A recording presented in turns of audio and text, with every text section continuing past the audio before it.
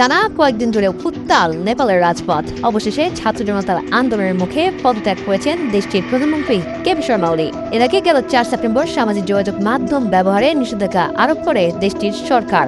এরপরই আন্দোলন নামে বিক্ষুব্ধ জনতা। সকাল থেকে উত্তাল কাঠমান্ডু উপত্যকা। কয়েকদিনের টানা আন্দোলনের পর মঙ্গলবার সকাল থেকে কারফিউ ভেঙে রাজপথে নেমে আসে ছাত্র জনতা। এ সময় শিক্ষার্থীদের লক্ষ্য করে গুলি ছড়ে দেশটির আইন শৃঙ্খলা বাহিনী।